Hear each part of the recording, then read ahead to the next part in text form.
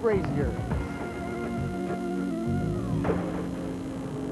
Bonjour mesdames, messieurs, on se retrouve à Québec en demi-finale aujourd'hui. Première tête de série, Hélène. Deuxième tête de série, Jennifer Capriati, Chanda Rubin. Mais il y a aussi, c'est un carré d'as tout à fait américain, il y a aussi Amy Frazier qui est quatrième tête de série. Et puis une surprise, la 82e, Maylin Tu. Oui, c'est une jeune dame qu'il faut prendre au sérieux parce qu'elle est très, très dangereuse, extrêmement régulière en fond de terrain. C'est elle qui a sorti finalement Julie Allard, qui était troisième tête de série. C'est une fille qui est surprenante. On l'a vu hier contre Pouchek, qui est une grande Russe, très régulière en fond de terrain, très puissante. Mais je pense que la petite Maylin Tu, elle a plusieurs cartes cachées. Elle sait bien varier le jeu. Et vraiment, c'est sa régularité en fond de terrain qui m'a extraordinairement impressionné. Voilà, eh bien, dans l'autre match, ce sera Jennifer Capriati contre Amy Frazier. On les connaît, celles-là. L'année dernière, elles étaient là en demi-finale. Moi, je veux tout de suite penser à demain. C'est drôle, tu as dit de belles choses de Maylin Tu, mais il reste, bon, il y a Chanda Rubin, elle a l'expérience, elle est solide, voilà. Et quant à Capriati, ben, elle est puissante. Est-ce que Frazier, justement, dans le deuxième match, a des chances? Oui, c'est très certainement qu'elle a des chances parce que pour Jennifer, elle se doit d'aller chercher le titre au complet. C'est la championne en titre. Elle est 12e au monde, première tête de série. Donc, elle n'a pas grand-chose à gagner et tout à perdre finalement. Et on sait que depuis sa victoire, son triomphe au Luxembourg, Jennifer traîne 2 blessures. Une au pied droit et l'autre à l'épaule droite. D'ailleurs, on l'a vu dans son match de demi-finale, elle faisait les choses très, très rapidement. Bon, elle le fait toujours, son rythme de jeu est très rapide, mais elle faisait les choses très rapidement, prenait pas beaucoup de temps sa première et deuxième balle de service, comme si elle voulait s'en débarrasser de son service. Donc, elle a des problèmes à l'épaule. Hier, elle est restée très longtemps, 1 heure à se faire masser. Il restait plus personne dans le club de tennis Avantage, mais Jennifer était là à recevoir des soins. Cependant, elle a été impressionnante depuis le début du tournoi contre la filière canadienne. Autant J.C. Land que Nayeli a très bien fait les choses, mais Frazier est une fille qui est dangereuse et régulière comme une montre suisse. C'est une fille qu'il faut battre, qui ne vous donne pas beaucoup de points. Donc, Jennifer, qui a quand même sa régularité et sa précision habituelle, se devra de travailler très fort pour l'emporter. J'aime bien les chances de Frazier pour les raisons que je vous ai données tout à l'heure. Mais c'est vrai, vous avez raison. Pour ce qui est de tout, elle fait très, très bien. Elle est très régulière. Mais est-ce que ce sera suffisant contre Chanda Rubin? Alors voilà, ben, dans quelques instants, ce sera Maylin Tu, Chanda Rubin. On s'arrête un tout petit peu. On revient.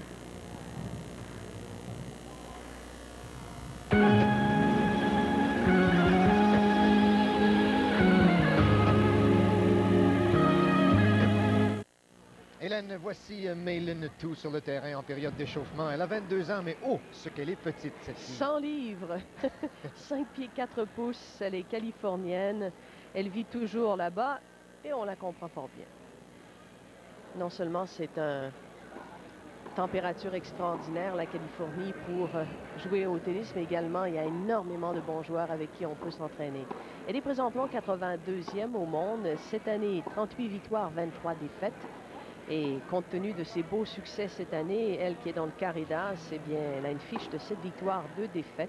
Elle était venue à Québec également, Yvan, en 95 et en 97. Elle avait dû se qualifier en 95, qu'elle avait fait. Elle avait gagné 4 matchs. Et puis, son beau parcours s'était arrêté en ronde des 16 en 95. Elle avait perdu au premier tour en 97 contre Vento. Elle a un coach français, cette Maylin Tu, et on lui a demandé quelles étaient les plus belles qualités de Maylin. Maylin, c'est une joueuse qui, comme toutes les joueuses, travaille dur déjà. Et puis sur le court, c'est une compétitrice, quoi. Elle aime la compétition. Donc ça, c'est une qualité. Elle bouge très bien sur le court, je pense. Donc deuxième chose. Et puis elle aime le tennis, quoi. Donc à partir de là, elle prend beaucoup de plaisir sur le court. Et puis ça se ressent dans son jeu, quoi. Voilà. Et puis Chanda Rubin, Hélène. Chanda Rubin, deuxième tête de série, 24 ans déjà. Elle vit toujours à Lafayette. Et puis, c'est une fille qui a fait de belles choses cette année. Elle a fait la finale à Hobart, demi-finale au tournoi Pan-Pacifique. Son beau parcours s'est arrêté devant Martina Hingis, 13e présentement, 39 et 20. S'affiche 17 et 5 et elle vient au Challenge Bell, Chanda Rubin, depuis 1993. Elle avait fait la finale en 1999 à Québec, finale également en 1998. Elle avait perdu devant Tara Schneider en 98 et bien sûr Jennifer Capriati l'année dernière. Elles ont joué une fois, c'était à Berlin, mais sur terre battue.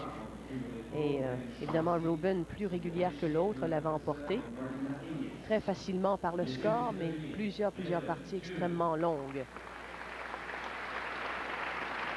Alors, Chandler Rubin doit bien se demander qu'est-ce qu'il lui faut faire pour gagner ce tournoi. Oui, parce qu'on a parlé de ces deux finales en 98-99, mais en 94, demi-finale, avait perdu devant Katrina Maleva. Et en 97 contre Schultz McCarthy. Voici l'arbitre, un Australien. Il est arrivé un petit moment assez cocasse hier en demi-finale avec Jennifer Capriati parce qu'il y a eu des points tellement éblouissants. La foule criait, le point n'était pas terminé. Évidemment, les gens embarquent dans le jeu. Et puis Jennifer a dit, pouvez-vous, parce qu'elle a perdu le point, ça c'est toujours un peu décevant en fin de longue séquence, elle a dit à l'arbitre, pouvez-vous, M. Blum, dites aux gens là qu'ils attendent avant de démontrer toute leur joie. Et l'arbitre ne parlait pas français, tandis que la plupart des autres parlent français. Et il a dit, bien, je dois attendre pour demander à l'annonceur maison de faire cette présentation, de le dire aux gens. Et Jennifer a dit, vous savez, ils parlent presque tous anglais. Ah oui. L'arbitre était rouge comme une tomate, parce qu'il était le point de mire, bien sûr. Et ça, c'est jamais nécessairement tellement bon. Quart de finaliste aussi, Chanda Rubin à Roland-Garros cette année. Encore une fois, elle avait perdu devant Martina Hingis. Plus récemment, à Zurich, elle s'est inclinée en quart de finale devant Lindsay Davenport. Et à Linz, contre Venus Williams. C'est une fille qui joue son rang. Et souvent, parce qu'elle a un jeu presque exclusivement en fond de terrain, elle va tenter de frapper très très fort, plus fort que l'autre. Donc lorsqu'elle tombe contre les Venus Williams, les Serena Williams, les filles très intelligentes comme peut-être une Martina Hingis ou encore très puissantes comme Lindsay Davenport, là, elle se décourage en plein milieu de son match parce qu'elle sent que ses coups à elle, ben, c'est peut-être pas suffisant.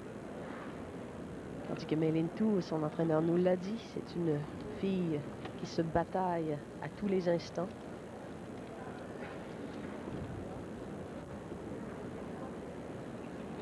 Moi, j'ai l'impression qu'on a une Chanda Rubin améliorée.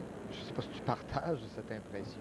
Et c'est peut-être que je me suis laissé tromper, Hélène, parce que, bon, on sait que dans les tours précédents, souvent, c'est plus facile et on a plus de chance de s'exprimer, justement, comme tu disais tantôt. Oui. Mais, en règle générale, depuis les 12 derniers mois, qu'est-ce que tu penses de Chanda? Yvan, je dois vous avouer que je la trouve à l'intérieur de ses limites. Tout simplement. Je pense que c'est mentalement, où quelquefois elle a des hauts et des bas. Et c'est une fille qui est extrêmement difficile à coacher. Voilà, c'est parti. Bon match, mesdames et messieurs. Mei Lin Tu au service, 15-0. Mei Lin Tu qui, dès le départ, frappe un coup gagnant, il va pour le coup gagnant. Et habituellement, cette semaine, ce qu'elle a tenté de faire, c'est d'être très régulière en fond de terrain. Alors, c'est peut-être une nouvelle Mei Lin. Oh, quel retour de la part de Chanda Rubin qui est allée chercher un angle incroyable. Et ça, c'est toujours le danger lorsqu'on amène de grandes joueuses en angle à l'extérieur du terrain. Elles peuvent répondre, elles aussi, avec un angle encore meilleur.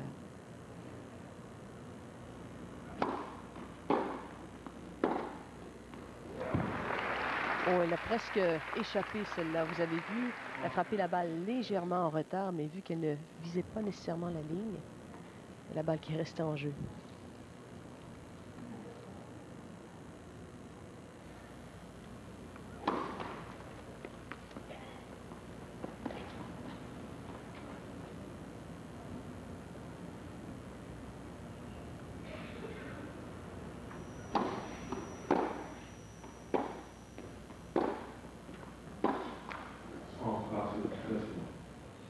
Deux filles bien prudentes lors de ce dernier échange.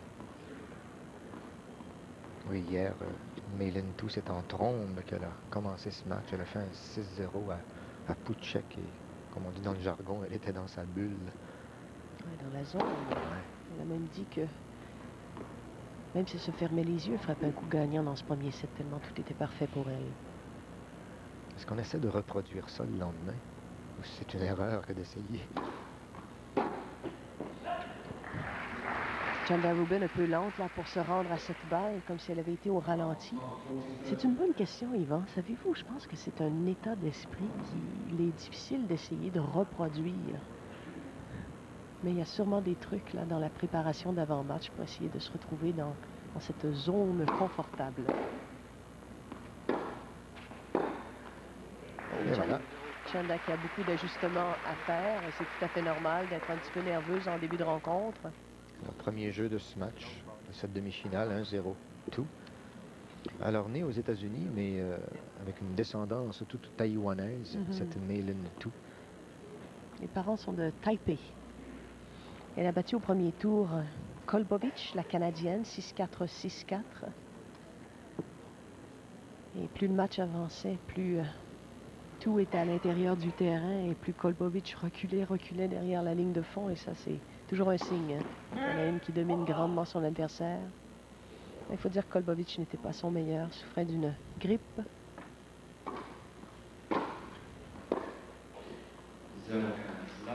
Et le jour où elle jouera un tennis parfait, Meilin Tu, on pourra dire qu'elle aura tout.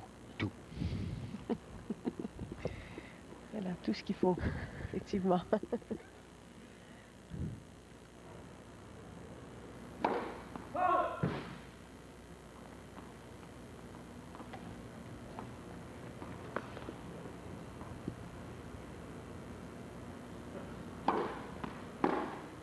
Oula, beaucoup d'assurance.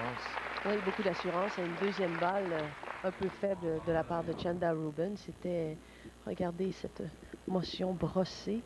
C'était directement dans les mains, juste de la bonne hauteur, tout qui est à l'intérieur du terrain. Elle a un petit peu de malchance. Le filet qui est très serré cette semaine à Québec. Donc, dès que ça frappe le haut du filet, la plupart du temps, la balle qui va très profondément. Surtout si c'est frappé avec un effet brossé ou à plat.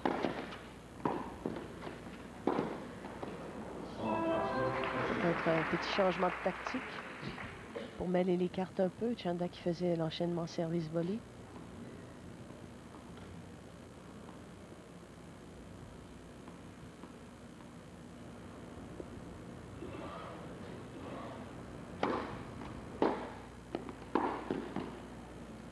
Elle est hésitante, Yvan. On n'a pas vu ça de la semaine de la part de Rubin. Non, surtout pas hier contre Zuluaga, la jeune Colombienne.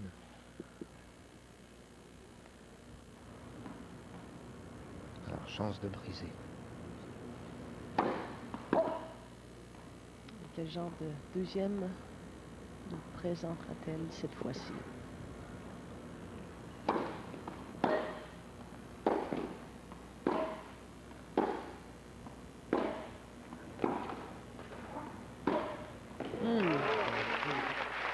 Bien dans le terrain. Oui, exact.